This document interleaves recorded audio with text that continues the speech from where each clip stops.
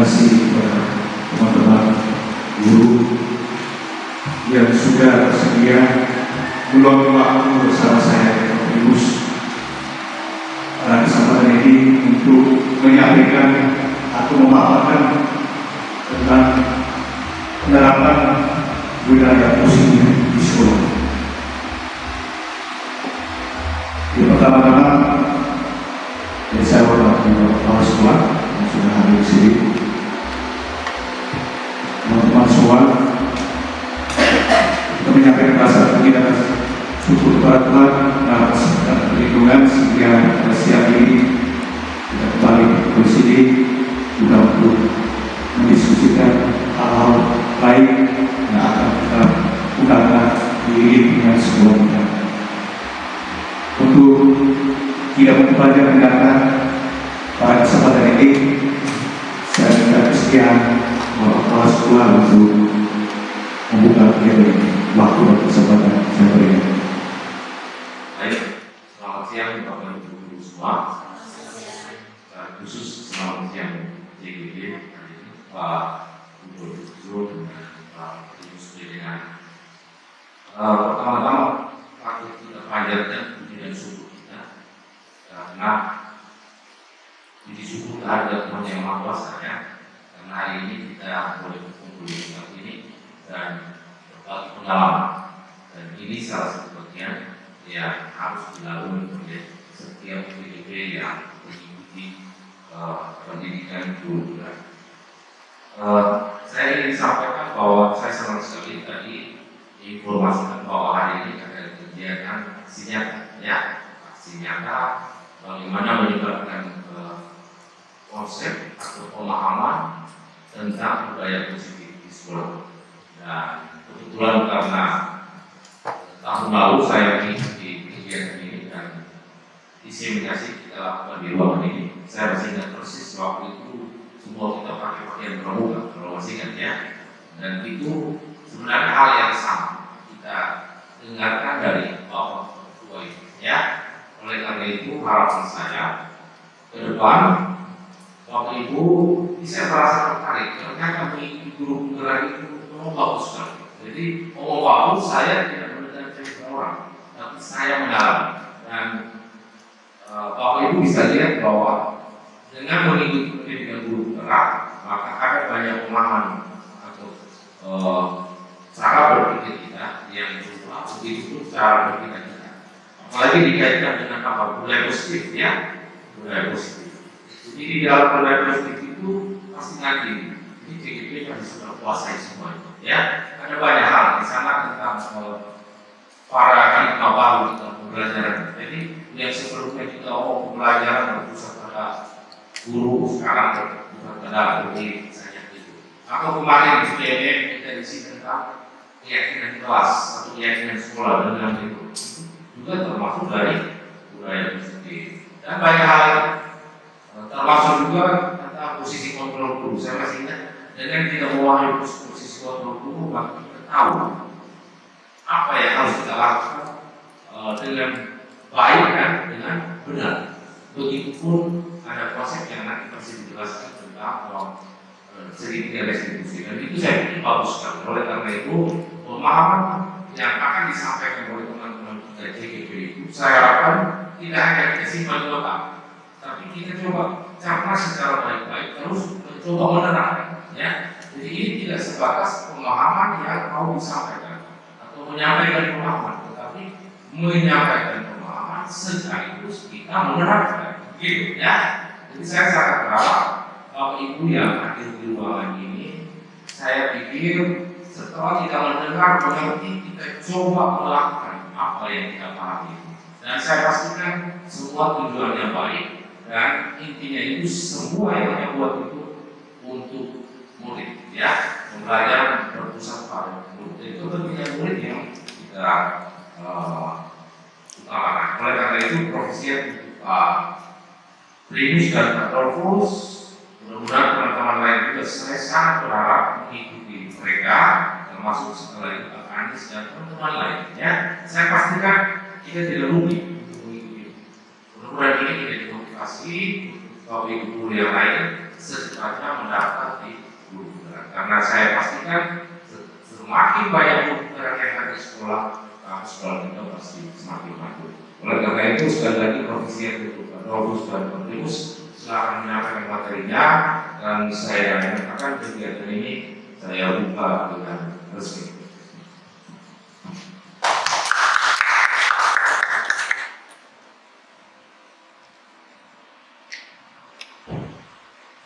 Baik, terima kasih Bapak Saudara sudah memberikan kesempatan kedua pada kesempatan ini.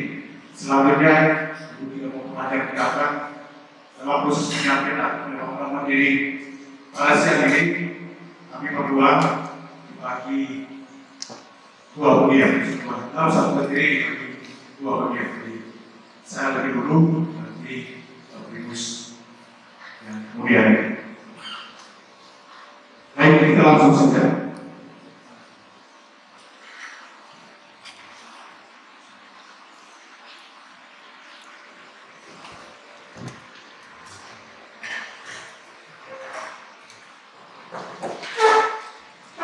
Jadi materi dari kami berdua topik secara umum yaitu menyebarkan pemahaman dan penerapan pengalaman budaya positif.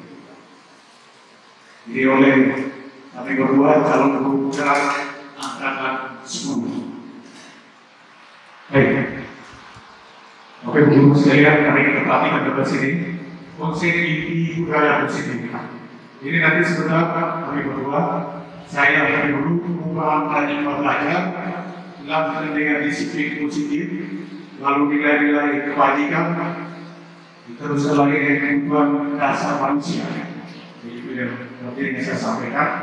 Terus yang berikut untuk Primus nanti mulai dari motivasi perilaku manusia, posisi kontrol dulu, lalu keyakinan kelas, diikuti dengan segitiga distribusi. Yang berikut kita bisa perhatikan di sini, pembelajaran dengan paradigma baru. Jadi yang maksudnya pembelajaran yang paradigma baru di sini merupakan pembelajaran yang dirancang berdasarkan prinsip pembelajaran yang berdiferensiasi, sehingga para peserta didik belajar sesuai dengan kebutuhannya berdasarkan tahap perkembangan sesuai dengan teori psikologi modern untuk mewujudkan profil belajar Pancasila. Jadi seperti disampaikan tadi bahwa kita lakukan kemarin proses pembelajaran itu lebih banyak berfokus pada guru. Nah di sini kita akan berbicara bagaimana proses pembelajaran itu yang sesuai dengan kebutuhan. Baik, Bapak Ibu guru sekalian, perhatikan miskonsepsi tentang teori kontrol. Jadi miskonsepsi di sini maksudnya pandangan dari guru tentang konsep yang dibuat. Jadi pada dasarnya di sekolah kita sering melakukan tindakan-tindakan atau hal-hal yang berlawanan. Jadi sini ada ilusi berkontrol murid, lalu ada ilusi bahwa kritik yang membuat rasa bersalah mampu membuat praktek, lalu ilusi bahwa semua perbuatan positif efektif dan bermanfaat, lalu ilusi bahwa orang dewasa terhadap memaksa. Jadi diskonsepsi. Jadi kadang-kadang kita sebagai guru ambil tindakan itu tidak melalui proses. Proses dari saya kalau siswa itu melakukan kesalahan, kita langsung memberi hukuman. Jadi kita harus mencari tahu sedikit mungkin apa yang dia lakukan dari sebelum kita memberi sanksi. Jadi di sini kita harus sabar persepsi. Jadi kalau bisa disebut berkontrol murid, bagaimana caranya itu murid. Lalu ilusi bahwa kritik dan membuat merasa bersalah mampu membuat mereka. Jadi bagaimana kita bisa mengarahkan siswa itu ketika dia melakukan satu kesalahan, dia merasa bersalah. Jadi tidak perlu kita langsung dengan memberi hukuman langsung. Terus yang berikut, ilusi bahwa semua perbuatan positif efektif dan bermanfaat. Apa yang kita sampaikan itu tidak membuat siswa itu merasa tertekan. Jadi kita berubah perilaku yang salah ini. Lalu berikut ilusi bahwa orang dewasa menahan memaksa. Jadi kadang-kadang kita sebagai guru, apa yang kita ambil tindakan, apa kita ambil sikap itu selalu melaksanakan harus dikendalikan. Jadi konsep yang pertama yang keliru. Baik di sini mengubah paradigma stimulus respon dari pendekatan teori kontrol. Jadi ada stimulus respon dari teori kontrol. Realitas kebutuhan kebesaran. Lalu semua orang melihat hal yang sama. Kita mencoba mengubah orang agar bermain sama dengan kita. Perilaku buruk dilihat sebagai suatu kesalahan. Orang lain bisa mengontrol saya bisa mengontrol orang lain.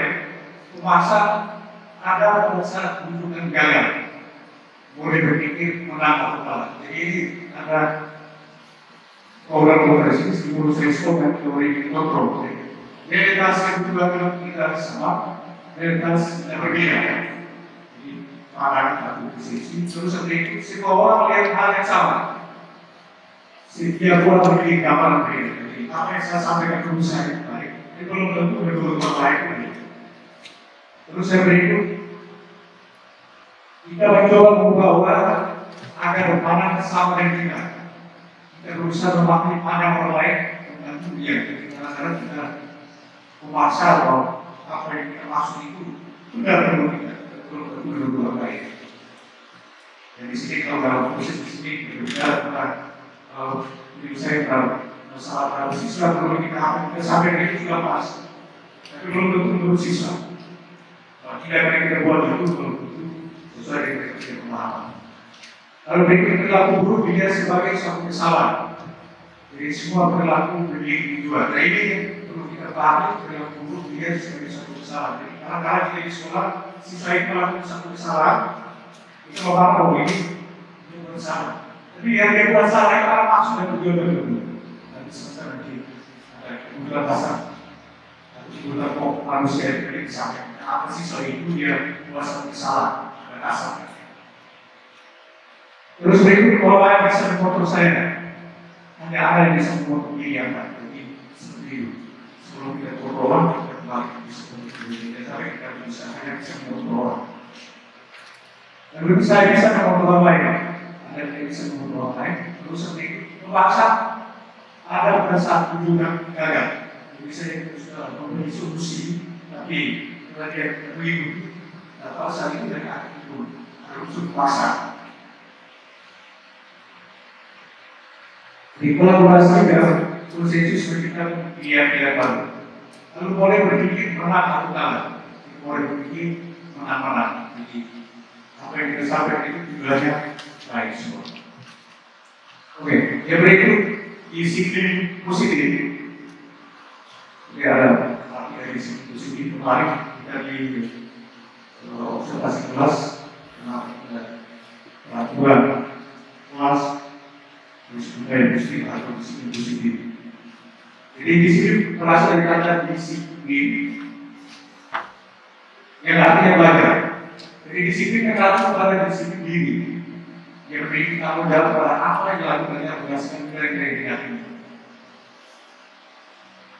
Disiplin positif merupakan salah satu cara menerapkan disiplin yang bertujuan untuk mendukung kesadaran serta memperdayakan peserta didik tanpa imbalan harga atau rio antara hubungan. Jadi ini kita bangun satu kesepahaman bahwa disiplin positif itu dia menjadi tujuannya baik. Tapi bukan berarti kita melakukan disiplin itu dengan memberi harga. Jadi itu dari kesalahan. Contohnya kita di sini kadang-kadang siswa itu dia berbuat baik, kita kasih dia uang, itu perilaku yang salah. Nanti timbul rasa kecemburuan sosial di antara para siswa itu sendiri. Jadi pasti ada cara lain bagaimana kita memberikan penghargaan kepada mereka. Jadi sebagai pendidik juga kita menciptakan peserta didik yang memiliki disiplin diri sehingga mereka berperilaku mengacu kepada yang dari kebajikan kebiasaan dan memiliki motivasi intuisi dalam perubahan perilaku ke arah yang lebih baik. Jadi tujuan kita melakukan disiplin positif ini melakukan perubahan perilaku ke arah yang lebih baik. Tidak ada tujuan yang membuat perilaku mereka menjadi baik. Ya, tadi didapatkan penguatan tentang disiplin positif ini, peraturan positif ini, ada nilai kebajikan. Jadi nilai yang disepakati bersama, lepas dari suku bangsa, agama, bahasa, atau belakang. Jadi nilai kebajikan itu muncul sendiri, tidak membedakan suku bangsa, agama, bangsa, maupun latar belakangnya. Jadi muncul dengan sendiri dari pribadi itu sendiri. Lalu berikut contoh nilai kebajikan di institusi atau organisasi. Ada profil pelajar Pancasila. Nilai kebajikan beriman, bertakwa pada Tuhan Yang Maha Esa, dan berakhlak mulia, berpendidikan global, gotong royong, mandiri, kreatif, berbalan kritis. Lalu berikut Ibu Primen IS program itu toleransi, rasa hormat, integritas, mandiri, menghargai, antusias, empati, ingin tahu, kreativitas, kerjasama, percaya diri, dan komitmen. Lalu arah kehidupan itu lain sih dapat dipercaya, lurus hati, pandang aktif, tidak merendahkan orang lain, dan memberikan yang terbaik dari diri. Jadi ini contoh nilai-nilai kebajikan. Berikut kita lihat kebutuhan dasar manusia. Jadi kebutuhan dasar manusia adalah segala sesuatu yang kita lakukan untuk mendapatkan apa yang kita inginkan. Seluruh tindakan yang kita lakukan memiliki tujuan tertentu. Ya, semua usaha terbaik kita lakukan dalam rangka agar kebutuhan dasar kita terpenuhi dengan baik. Jadi kenapa kita harus mencapai kebutuhan dasar? Kembali pada awal tadi kita penerapan budaya positif atau disiplin positif tadi. Ada kaitan kenapa siswa itu mereka melakukan hal seperti itu. Jadi ada kebutuhan tertentu sehingga mereka melakukan satu kesalahan. 5 kebutuhan dasar manusia. Jadi bertahan hidup, kasih sayang dan rasa diterima, kekuasaan, kebebasan, dan kesenangan. Jadi semua bentuk tindakan atau kesalahan apapun yang dilakukan oleh siswa itu didasari 5 kebutuhan dasar. Jadi oleh karena itu pada saat pengambilan keputusan atau menyelesaikan masalah itu berdasarkan itu. Mungkin siswa itu bisa kenapa dia lama-lama di sekolah. Jadi kalau dia langsung mengambil perintah, tidak lebih dulu mencari tahu definisi apa yang terhadap itu dia dapat lama di sekolah. Mungkin ada salah satu kebutuhan di sini, mungkin ada hal-hal yang masuk di sini. Lalu itu bertahan hidup bisa makanan, pakaian, tinggal, keamanan, kesehatan. Jadi salah satu contoh bisa mungkin dalam yang ada di lingkungan sekolah, kadang-kadang ada sesuatu yang suka untuk minta atau setiap kali bisa istirahat dengan setimah bersama, tapi dia tidak punya uang. Kenapa? Ekonomi. Jadi ada yang lain bawa uang untuk mengajar, dia bawa uang jajan, tapi dia mau makan. Nah ini pada saat itu mungkin dia ambil teman ya, makan temannya itu tidak ada rasa dengan sengaja, tidak sengaja. Tapi ini dirasa ini karena dia mau bertahan hidup. Jadi sini ada laporan, oh si A ini ambil uang si B untuk beli makanan meninggal. Jadi kalau kita langsung apa ambil uang, langsung kasih saksi ke sini. Sebenarnya kita harus mengerti bahwa kebutuhan dasarnya kita ingin bertahan hidup, seperti makanan. Mereka ada rumah tidak makan. Solusinya bagaimana? Mungkin kalau kita bisa mengarah dia nanti di rumah makan lagi, sehingga disebut tadi jadi harus seperti itu. Lalu kasih sayang dan rasa diterima ya ini hampir sama siswa yang nakal di sekolah mungkin ada kurang kasih sayang dari rumah. Kita harus solusi baik-baik, kita langsung kasih sanksi seperti itu. Lalu kepuasan harga diri, ya, diri juga sama. Yang melakukan sesuatu kadang-kadang yang mencari diri. Lalu kebebasan, jadi berdiri yang mencoba baru, mampu mengendalikan arah dirinya, lalu kesenangan bermain, umur antusias, tertawa. Jadi ini kebutuhan dasar manusia. Kalau kembali dalam proses belajar di sekolah, pengambilan tindakan APSek persoalan harus dasari di kebutuhan dasar manusia. Baik, dari saya kurang lebihnya itu kita diskusi lagi untuk penerapan institusi. Selanjutnya saya minta Terus untuk menyampaikan materi ini. Oke, baik, selamat siang semua. Baik, apa kabar hari ini? Baik. Terima kasih. Baik, di sini saya akan membawakan materi tentang motivasi perilaku manusia. Baik, motivasi perilaku manusia ini dari motivasi itu ada dua. Yang pertama itu motivasi ekstrinsik dan motivasi intrinsik. Yang intrinsik dari luar, yang intrinsik dari dalam. Baik, yang pertama kita lihat motivasi dari luar. Itu ada dua. Itu untuk menghindari ketidaknyamanan atau hukuman. Dan yang kedua, untuk mendapatkan imbalan atau penghargaan dari orang lain. Itu adalah motivasi yang dari luar. Sedangkan motivasi yang dari dalam, itu untuk menjadi orang yang mereka inginkan dan mereka hargai dan menghargai diri sendiri dengan nilai-nilai yang mereka percaya. Motivasi dari diri. Baik, lanjut. Yang pertama kita lihat tentang hukuman. Untuk hukuman itu tidak terencana atau tiba-tiba. Yang kedua, mungkin tidak tahu apa yang akan terjadi atau tidak dilibatkan. Yang ketiga, bersifat satu arah. Itu betul-betul dari kita sebagai guru. Yang berikut berupa hukuman fisik atau psikis. Nah, itu sering terjadi di sini. Yang berikut konsekuensi. Nah, dari konsekuensi terlihat ada itu terjadi terencana dan disepakati sesuai dengan peraturan. Dan yang kedua, murid tetap dibuat tidak nyaman. Yang berikut, sikap guru selalu memonitor murid. Jadi betul-betul guru harus memonitor murid. Baik, yang berikut adalah restitusi. Restitusi dari proses menciptakan kondisi bagi murid untuk memperbaiki kesalahan. Yang berikut proses kolaboratif yang mengajarkan murid untuk mencari solusi sendiri. Nah, untuk kegiatan restitusi ini kita sudah pernah melakukan beberapa bulan lalu tentang observasi. Maka kita mempraktikkan restitusi.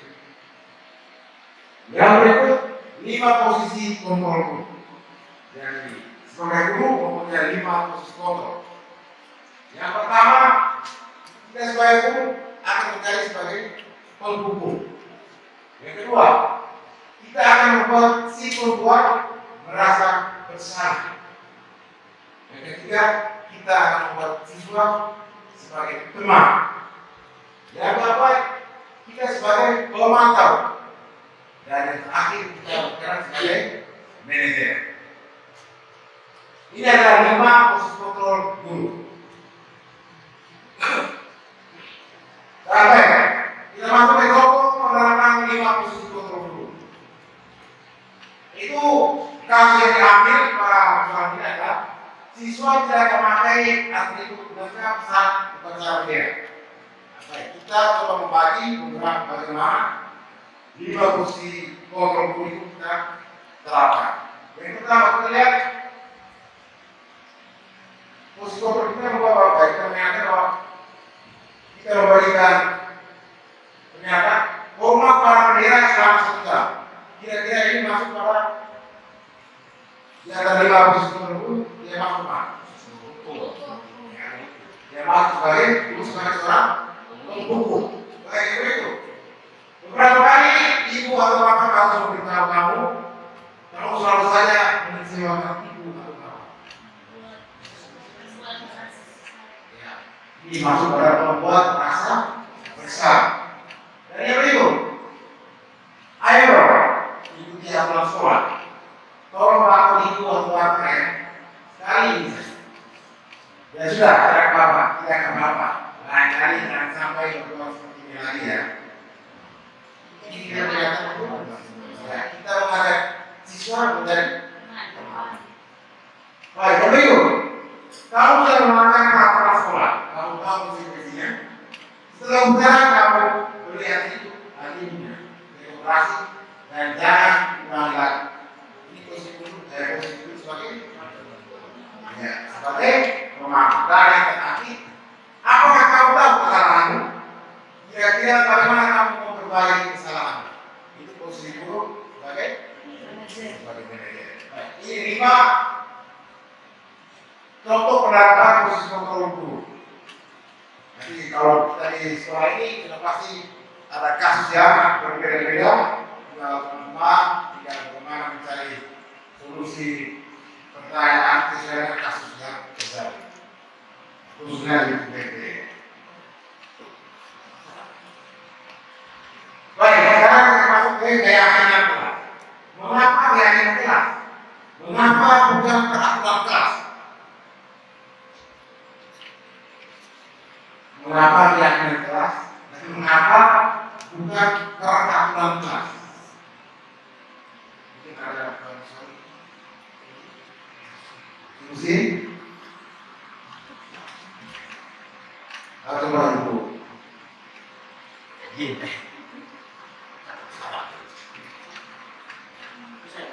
Ayo, kamu saya. Mengapa keyakinan kelas? Mengapa bukan peraturan kelas? Kalau keyakinan kelas itu dibuat bersama siswa. Jadi nantinya kita keyakinan itu kita harus buat sama dengan siswa. Nah, kita bisa dari guru, harus dari siswa. Jadi maksud saya, kalau yang peraturan kelas itu mungkin itu aturan dari sekolah yang kita buat. Terima kasih. Menurut kamu saya peraturan keyakinan yang dibuat bersama siswa, sedangkan peraturan kelas dan peraturan yang dibuat oleh sekolah. Ini bukan.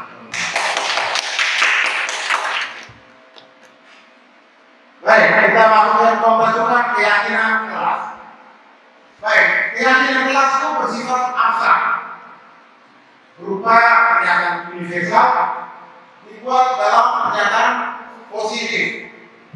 Sedikit saja ada ruang ingat. Maka kita buat keyakinan kelas sedikit secara niat. Yang berikut sesuai dengan kondisi kelas dan sekolah sehingga mudah diterapkan. Sesuai dengan kondisi sekolah kita. Yang berikut semua warga sekolah atau warga kelas dilibatkan saat membuat keyakinan kelas. Keyakinan kelas dibuat kita melibatkan siswa dalam kelas. Baik, kita masuk ke sedikitnya restriksi. Suatu proses dialog yang dijalankan oleh guru akan menghasilkan murid yang mandiri dan bertanggung jawab. Sudah dari sedikitnya restriksi. Baik, tahapan-tahapan ada 3 tahapan dalam sedikitnya restriksi. Yang pertama itu menstabilkan identitas. Yang kedua, validasi ucapan yang salah, dan yang ketiga menanyakan keyakinan. Dan ini termasuk dalam penerapannya adalah observasi yang harus kita lakukan. Baik, yang pertama kita menstabilkan identitas. Ya, merasakan prinsip sebuah kesalahan adalah bagian dari proses pembelajaran. Siswa berbuat kesalahan itu merupakan bagian dari proses pembelajaran. Yang pertama dia, pertanyaan kita berbuat salah itu wajar. Kita tetap siswa ya berbuat salah. Kita bagaimana kita menstabilkan identitas. Yang kedua, tidak ada manusia yang sempurna. Yang ketiga, ibu bapak juga pernah melakukan hal itu. Dan yang keempat, ibu atau bapak tidak mau mencari siapa yang salah, tetapi ibu atau bapak ingin mencari solusi dari permasalahan itu. Yang kelima, kamu berhak merasa gitu. Ini bagaimana kita berusaha untuk menstabilkan identitas.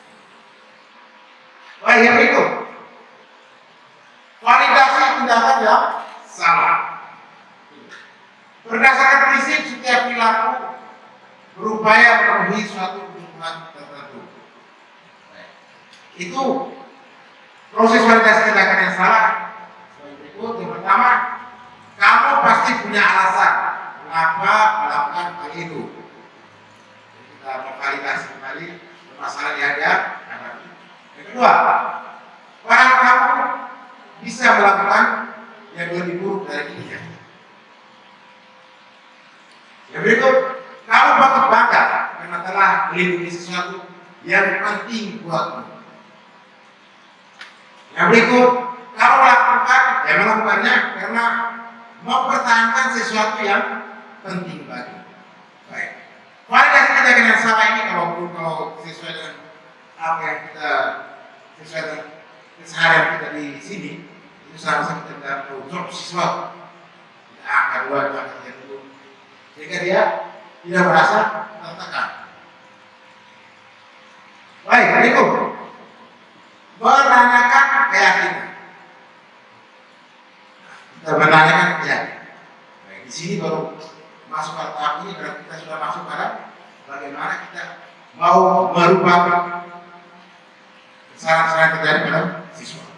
Baik, berdasarkan prinsip teori Kokol, bahwa pada dasarnya kita termotivasi secara intrinsik.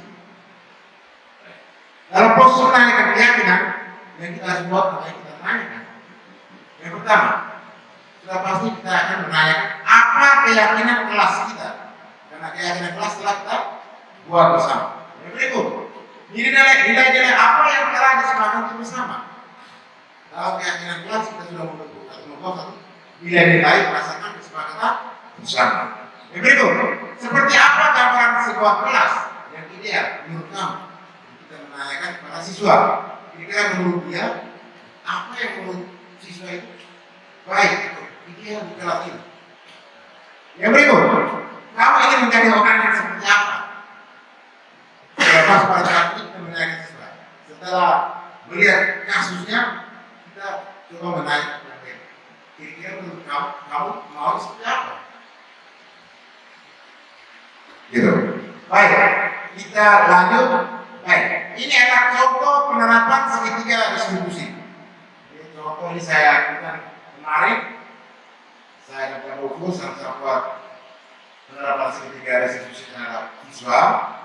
Dan ini juga kita sudah buat kemarin di observasi juga banyak. Kita di observasi secara umum. Baik, kita lihat secara bersama.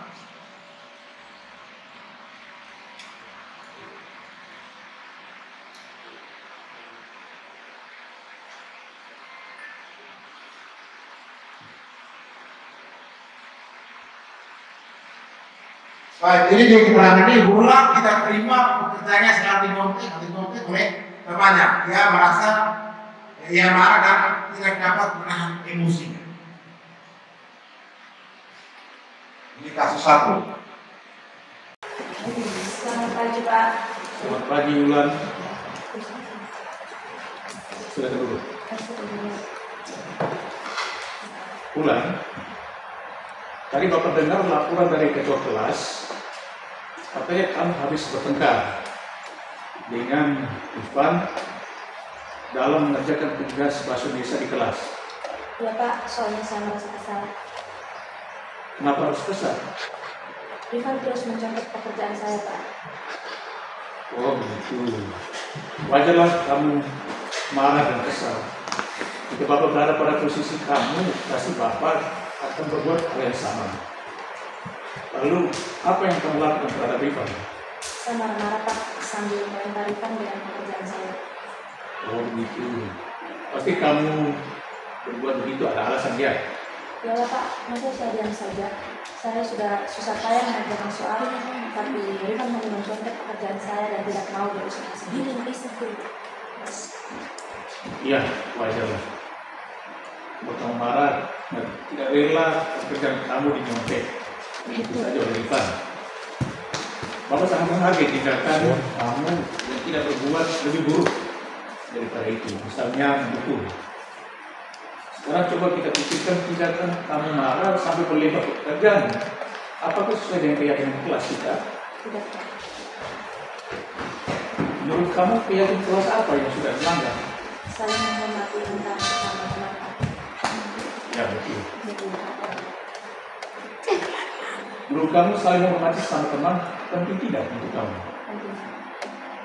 Baiklah. Dan kalau menurut kamu itu penting, jadi keyakinan apa yang harus kamu lakukan pada saat kamu sedang marah? Harus lebih sabar Pak. Kamu bersedia memperbaiki kesalahannya?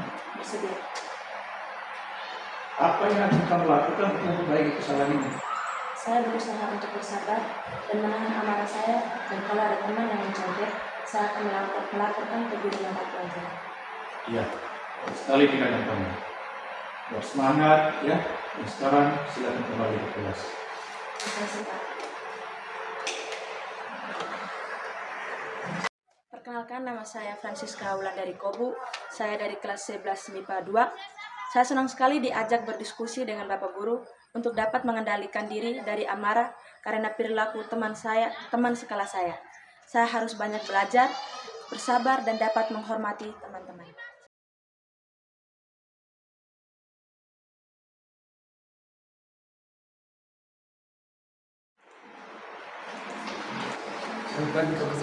Oh ya, Pak Vito, sama sekali.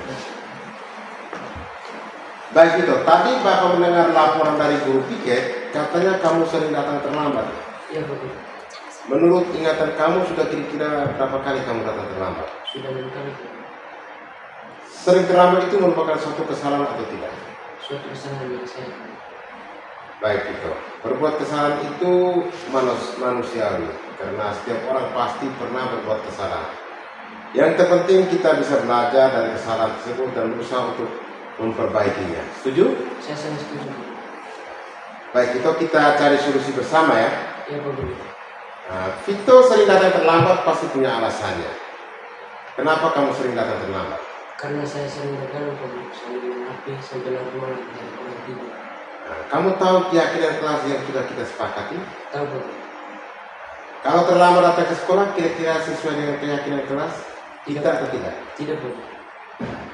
Menurut kamu keyakinan kelas apa yang sudah kamu langgar? Disiplin waktu Bapak. Menurut kamu disiplin itu penting tidak untuk kamu? Sangat penting Bapak, karena membuat saya datang ke sekolah tepat waktu dan bisa menghargai waktu. Betul sekali. Menghargai waktu itu sangat penting dan sangat bermanfaat untuk kita. Seperti kita dapat menghargai orang-orang di sekitar kita, pekerjaan menjadi tidak menumpuk, dan kita juga melatih rasa kepedulian. Iya Pak Guru, saya menyesal sudah sering terlambat dan saya mohon maaf karena sudah sering terlambat. Ya Vito, sikap yang sangat baik sudah kamu lakukan dengan cara meminta maaf. Menurut kamu apa yang akan kamu lakukan agar kamu tidak terlambat lagi datang ke sekolah? Saya akan tidur lebih cepat Pak Guru dan tidak bergadang lagi, apalagi bermain HP sampai tengah malam, sehingga saya tidak datang terlambat lagi datang ke sekolah. Baik Vito. Kamu sudah menemukan solusi dan Bapak akan bekerjasama dengan orang tuamu agar kamu tidak lagi datang terlambat ke sekolah. Dan sekarang kamu bisa kembali ke kelas. Nama saya Evaristius Vito Parman, saya dari kelas 10 IPS 2. Terima kasih Pak Guru, saya sangat senang sekali diajak diskusi dengan Bapak Guru untuk menemukan solusi atau kesalahan yang telah saya lakukan. Saya tidak akan bergadang dan bermain HP sampai larut malam, sehingga saya tidak terlambat lagi ke sekolah. Baik, itu pengalaman segitiga diskusi yang dilaksanakan di sekolah dan kasus yang dihadapi dua kasus seperti yang kita ngobrol tadi antara bulan dan Akbar. Baik. Dalam penerapan program disiplin positif, hendaknya guru memiliki standar kepribadian profesional dan sosial yang baik, di mana guru mampu merefleksi dirinya dalam posisi kontrol saat ini. Bagaimana pelajaran perjalanan dirinya sebagai amo atau manajer yang memantau murid-muridnya menjadi insan yang mandiri, merdeka dan bertanggung jawab. Ini merupakan standar nasional pendidikan. Baik. Baik, saya kira pemaparan tiga diskusi, pemaparan nilai positif sampai di sini. Dan terima kasih banyak atas kehadiran teman-teman semua. Mudah-mudahan ini membawa berkah bagi teman-teman untuk dalam proses selanjutnya.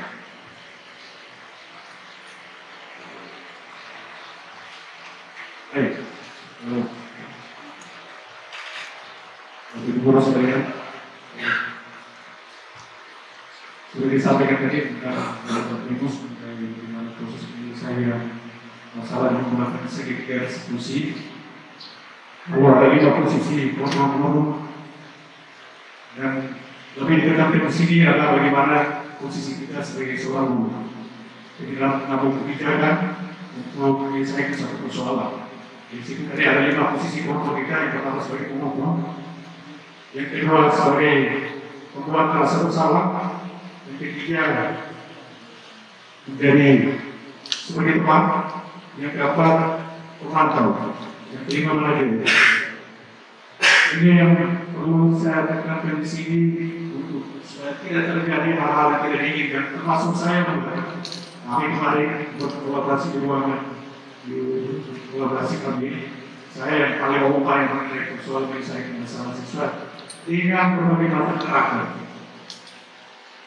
Jadi saya bersama dengan instruktur itu dia menyampaikan, saya beritahu bahwa di sekolah saya itu bukan pemahaman siswa, lalu kesiapan siswa, latar belakang siswa itu berbeda-beda. Dan sangat penting karena kami di kami. Jadi menyelesaikan satu masalah itu sangat sulit untuk kami. Lalu kami menerapkan sisi yang seperti mereka lakukan di Jawa beda dengan orang di sini. Lalu kami kasih pemahaman bagaimana saya mendeteksi masalah itu sebaik ini bisa menyelesaikan supaya kita tidak terjalan dengan aturan-aturan yang sudah dibuat oleh pemerintah itu. Jadi dari 5 posisi kontrol kita, untuk mana yang harus kita pelajari. Jadi dari 5 itu, yang pertama tadi menjadi hukum, yang kedua sebagai pembuat rasa bersalah, yang ketiga sebagai teman, pembantu dan manajer. Jadi ini saya benar-benar merasa tertarik waktu itu dan saya paling omong itu. Kita ambil posisi mana? Saya bisa merasa agak lebih nyaman. Posisi mana?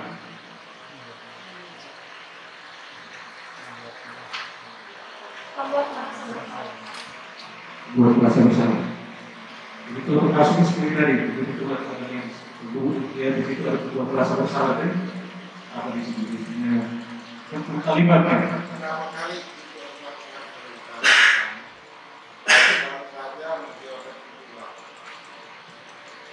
jadi ini kalimat ini contoh. Berapa kali bapak ibu,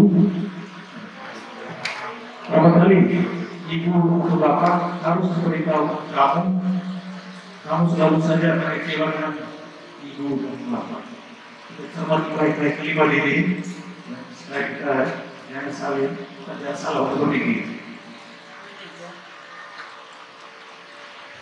Di beberapa kali berarti kita masih membuat mereka itu ada rasa kalau tidak pergi ke sana dia paling mendeteksi kita punya kesalahan hanya seperti itu saja. Nanti pasti ada rasa kesalahan dalam diri kita menyampaikan apa yang dia lakukan Dia kalimat itu kamu berarti masih punya rasa kesalahan atau lagi kita punya pikiran. Tapi posisi apa yang paling bagus? Ya, jadi ambil posisi manajer. Manajer itu dia hampir sama dengan sebagai pemantau, tapi manajer ini harus memantau dari kasar. Jadi kalau pemantau itu kan kita ini seperti saya pagi pergi di situ dan memantau siswa yang kerja lalu mereka bicara langsung mulai untuk melakukan. Tapi kalau yang manajer bagaimana kita posisikan mereka supaya mereka merasa nyaman. Kita juga nyaman, mereka juga nyaman. Kita memanggil mereka baik-baik, panggil seperti lakukan tadi, menanyakan kenapa dia melakukan kesalahan itu, lalu mencari tahu apa yang dia buat, setelah itu memberikan solusi yang terbaik. Solusi itu kita seringkali bisa dengan saya contoh setiap hari kadang siswa melakukan kesalahan dari salah satu guru, kita minta pendapat atau kita kasih pendapat kepada siswa. Tapi diri kita itu sebenarnya tidak boleh. Karena itu bukan dari dia sendiri, itu bukan dari dia punya bahasa sendiri. Harusnya kita itu memprovokasi dia sendiri menyampaikan bahwa apa yang dia mau setelah dia melakukan kesalahan. Posisi sendiri. Jadi ingatkan supaya kita tetap mengambil posisi yang paling bagus dalam manajer. Kalau itu sebagai teman juga di sini, saya membuatkan lagi sebagai teman. Kadang-kadang kita siswa itu ambil apa? Pola pikir yang salah. Ketika kita berbuat baik dengan mereka, lalu mereka menangkap mereka dari kita. Kadang-kadang seperti itu. Jadi bisa tahu ya, kalau begini ya kita tanya saya tidak apa bisa lakukan biasa-biasa saja. Jadi kalau posisi teman ini harus diwaspadai baik-baik supaya jangan sampai indikasi bahwa nanti mereka putar balik dengan kita. Jadi ini yang saya lihat dan salah ya. Mari saya ceritakan seperti kita posisi sendiri sebagai teman yang mereka karena mereka kalau ada saya begini. Tapi itu pun ada sesuai apalagi ada SMA. Mau mengaman posisi kita, tapi di balik itu mereka merasa bahwa ada yang melindungi, mereka. Mereka melakukan satu kesalahan, mereka tinggal lagi saja yang saat melakukan dengan mereka. Lihat, kita lagi satu kedua seperti dan itu pilihan saya kenapa? Kita perlu sangat pilihan saya. Jadi kita anggap itu sebagai teman. Jadi ini kita perlu ada, bukan berarti kita menyadarkan posisi itu, tapi kita harus ada untuk bisa menghadapi dengan posisi-posisi yang ada. Baik, yang berikut saya buat kita keyakinan kelas yang sudah buat kali ini. Ada bapak kepala sekolah di sini nanti saya minta di awal tahun ajaran nanti kita membuat satu kesepakatan sekolah sekalian dari kesepakatan kelas.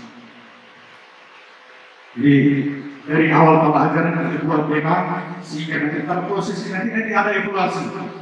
Jadi bukan berarti sudah terjadi satu patokan bahwa tahun ajaran baru kita sudah buat seperti itu. Dalam 1-2 bulan, yang mengalami perubahan silakan kita melakukan perubahan sesuai dengan situasi dan kondisi pada saat ini. Jadi tidak harus ya tetap seperti itu. Dari itu kesepakatan kelas nanti di wali kelas itu di tegel atau di kampung di tembok. Sehingga nanti kalau kita masuk dalam ruangan kelas, tidak perlu lagi kita lihat oh ya, ketika mereka bisa lihat, kita lihat kelas kalau pantau, kita lihat kembali kita kesepakatan kenapa kelas ini botol itu pakai mereka terapi. Jadi mereka sendiri yang akan merasa bahwa melakukan itu sudah melanggar kesepakatan ini. Jadi dari di tahun ajaran baru ini kita buat yang sama yang buat sama-sama kesepakatan kelas dan kesepakatan sekolah. Jadi perlu satu pemahaman yang sama. Membuat kesepakatan itu bukan hanya siswa yang melaksanakan.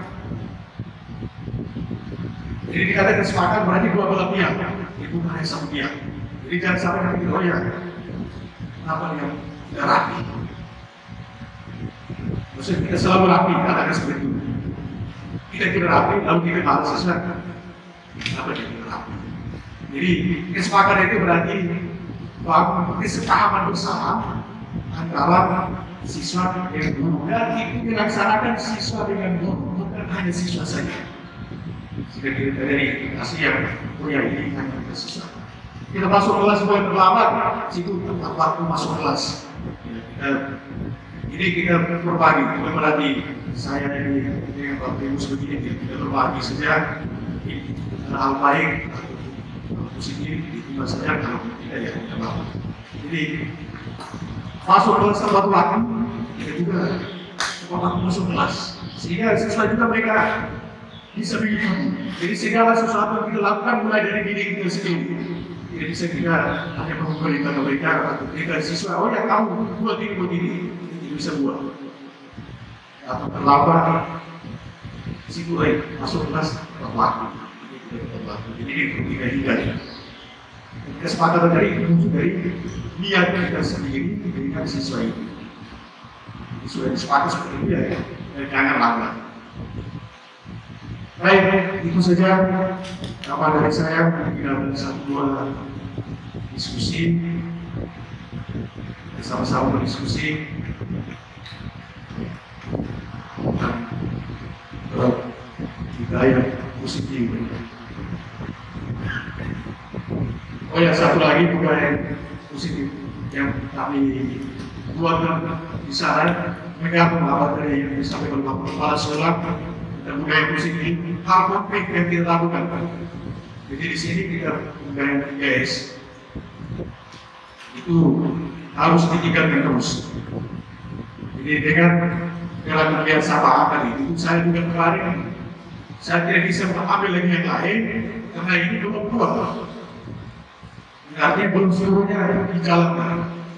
Jadi ini butuh satu kesepahaman kita semua. Jadi bukan hanya saya atau Primus yang masih sementara itu.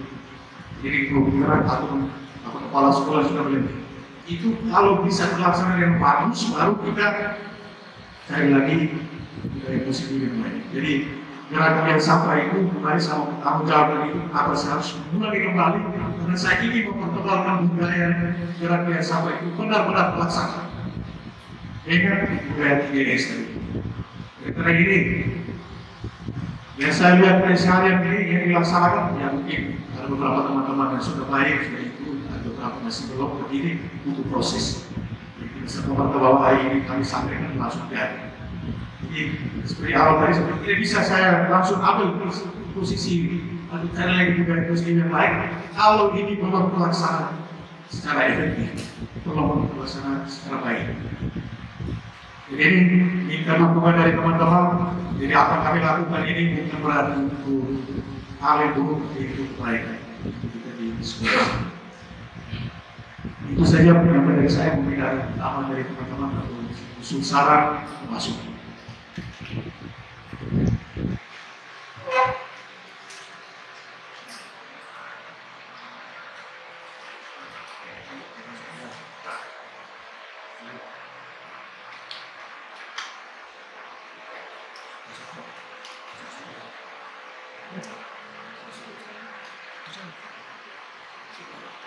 Sedikit. Oke, baik, silakan.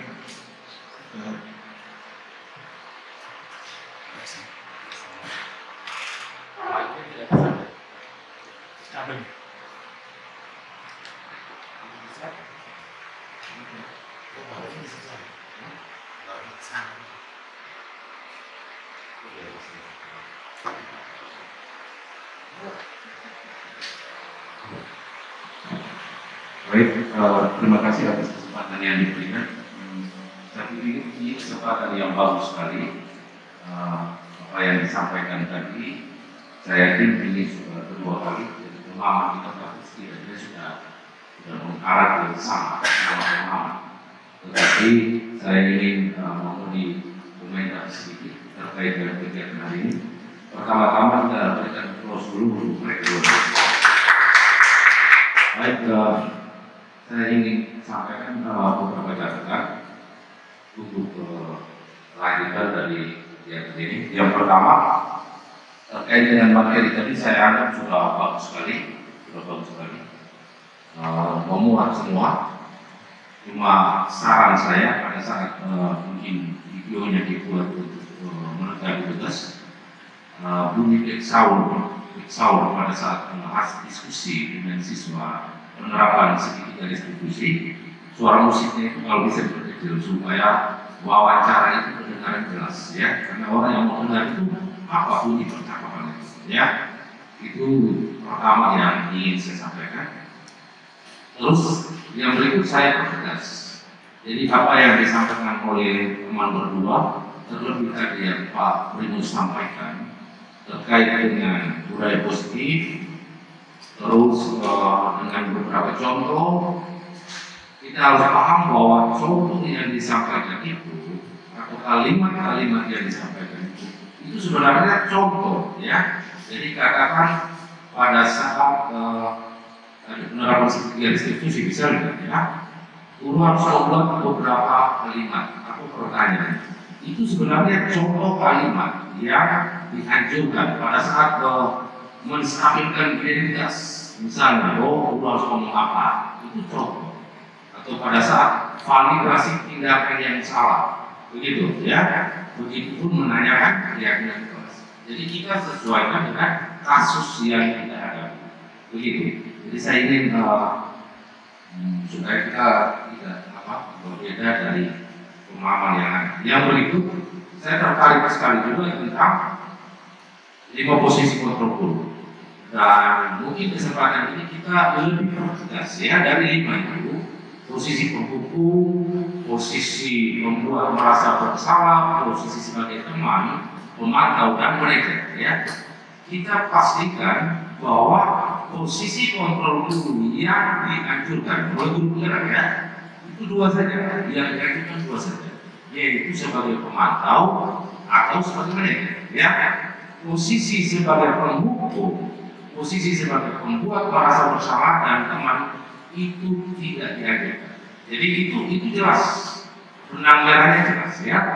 Kenapa? Mungkin ada yang bertanya, Pak, kenapa kok sebagai teman kan boleh juga ya, tetapi kalau kita belajar secara detail di guru penggerak itu memang itu tidak dianjurkan karena memang siswa tidak punya kesadaran apa-apa dan bisa melakukan hal itu berulang-ulang karena dia merasa tidak ada apa-apa. Itu satu. Hal negatif yang lain, kadang-kadang kita juga harus bisa membedakan ya.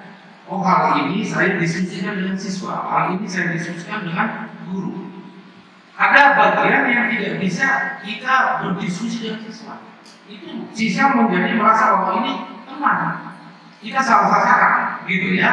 Jadi hal yang sebenarnya tidak menjadi masalah bisa jadi masalah, begitu ya. Jadi kita harus bedakan betul apa yang bisa kita diskusi dengan siswa dan apa yang hanya bisa kita diskusikan di antara kita guru. Artinya kita menghindar dari posisi sebagai teman. Jadi kenapa pemantau dianjurkan ataupun manajer ya? Pemantau dan penghukum itu sebenarnya beda tipis, tetapi juga bedanya jauh juga, tipis tapi jauh. Dua-duanya itu sebenarnya ada akibatnya, begitu ya. Bedanya kalau penghukum, misalnya katakan anak ini terlambat, terus kita datang, terus kita langsung suruh berlutut, misalnya itu masuk pada penghukum sebenarnya ya. Kenapa? Karena antara menghukum siswa itu biasanya apa yang menjadi hukuman itu dia tidak tahu sebelumnya, dia tidak tahu guru mau buat apa, gitu ya. Beda dengan sebagai pemantau. Sebagai pemantau bisa saja ya Bapak Ibu. Tidak menutup kemungkinan kita suruh dia berlutut, tidak menutup kemungkinan. Tapi saya pikir itu tidak kita anjurkan. Sepanjang itu kita sudah sepakat, begitu ya. Bedanya itu bahwa hukuman yang diberikan itu sudah dia ketahui. Dia terlambat karena hukum apa? Itu namanya pemantau, bukan hukuman. Karena sanksi. Jadi kata yang menentukan itu sanksi, bukan hukuman. Dia sudah tahu kalau saya terlambat, sanksinya apa. Begitu Bapak Ibu ya. Itu posisi kita sebagai pemantau. Jadi tidak apa yang penting siswanya sudah tahu, sudah disepakati bersama. Sehingga tidak kaget-kaget kita memberi dia sanksinya ini. Walaupun kita sebut oh sanksinya ini, tetapi kalau dia belum tahu sebelumnya, itu masuk hukuman sebenarnya. Ya kan? Karena yang membedakan hukuman dan sanksi ialah dia sudah tahu akibatnya. Itu Bapak Ibu ya. Sehingga kita juga tidak beban, dia juga tidak beban karena dia sudah tahu. Katakan dia tidak kerja tugas, kira-kira sanksinya apa? Misalnya ya, harus disampaikan sebelum. Begitu. Itu saya mau pertegas sehingga kita pastikan ke depan kita ambil posisi sebagai pemantau ataupun sebagai manajer. Memang sebagai manajer itu butuh kerja keras dan ada bagian yang memang perlu pemahaman dan kita latih. Karena kalau sebagai manajer maka mau tidak mau harus menerapkan segitiga restitusi. Pertama, dan itu ada 3 tahap. Menstabilkan identitas. Setelah stabilkan identitas, terus validasi tindakan yang salah. Dan yang berikut menanyakan keyakinan coba. Jadi saya ingin pertegas bahwa menstabilkan identitas. Tadi contohnya jelas sekali di video tadi ya. Tidak serta-merta dia merasa langsung bersalah begitu Bapak Ibu ya. Kita dengar dia dulu. Artinya apalagi kita bisa menyampaikan, oh Pak Guru dulu juga. Semua orang sering terlambat juga, ada kan seperti itu. Artinya kita hanya mau ambil seperti ada di posisi dia, sehingga dia nyaman untuk menyampaikan pikiran atau perasaan. Setelah dia sudah nyaman, baru kita masuk ke validasi tindakan yang salah tadi. Setelah dia sudah nyaman, baru kita arahkan, sehingga dia tahu bahwa yang dibuat ternyata salah, begitu. Setelah itu dia sudah memahami dia salah, tahap berikutnya kita menanyakan keyakinan keras yang mungkin dia sudah lakukan. Gitu. Kalau itu keyakinan keras apa yang kamu sudah lakukan? Kalau itu ke depan kamu buat apa? Itu sebenarnya idealnya tahapan segitunya restitusi. Dan kalau bisa kita buat seperti itu. Bapak Ibu, ya, itu sangat dianjurkan. Sehingga Bapak Ibu yang hadir ini saya sangat itu teman-teman dari orang guru gerak juga paling tidak melakukan evaluasi juga, mempraktekkan, kita semua praktekkan sehingga kita ke depan kita ambil posisi 2 itu, Bapak Ibu ya, pemantau dan manajer. Nah, terkait dengan kesepakatan kelas tadi, saya dengar Pak Dr. menekankan berulang-ulang betul bahwa dia sifatnya 2 arah. Jadi Bapak Ibu yang tugaskan sebagai wali kelas atau guru sekalipun, kita sudah berani membuat keyakinan kelas bersama siswa. Artinya kita juga berani melakukan apa yang kita sepakati. Karena 2 arah, bukan kita sepakati untuk dilakukan siswa, kita sepakati untuk kita jalankan sama-sama. Sehingga kita perlu merasa ada yang tidak nyaman, bisa sudah ada kesepakatan kelas, siswanya ikut, kitanya yang ikut. Kita harus merasa tidak nyaman. Jadi itu, saya pikir itu maksudnya, ya. Dan saya yakin teman-teman ini sudah melakukan selama ini dan kita tetap tingkatkan untuk hal yang positif. Terus sedikit lagi terkait dengan program Berbisa ataupun 3S tadi, walaupun Pak Primus saya setuju, tolong diperkuat lagi. Ya, program ini kebetulan kan kemarin saya sebagai TGP saya sudah coba itu, tapi walaupun juga kebetulan sebagai wawasan kesehatan menggunakan momen itu untuk saya mempertegas ya, dan itu saya pikir berlaku untuk kita semua, ya, berlaku untuk kita semua. Jadi Bapak Ibu yang hadir ini juga nanti bakal menjadi calon guru gerak, selanjutnya menjadi motor gerak untuk teman-teman yang ada di sekolah ini. Oleh karena itu kita berharap dengan kegiatan yang seperti ini maka sekolah kita semakin hari semakin baik. Mungkin itu saja yang ingin saya pertegas. Tepuk tangan sekali lagi untuk mereka dua.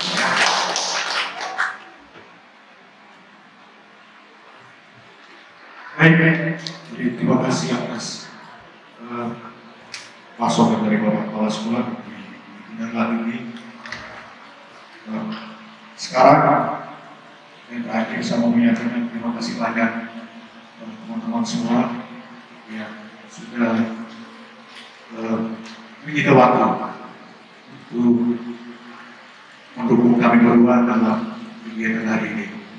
Jadi bukan hari ini, nanti hari selanjutnya masih berhubungan. Sehingga proses ini, apa yang kami ikuti ini, bukan yang kami buat, tapi kita berbagi.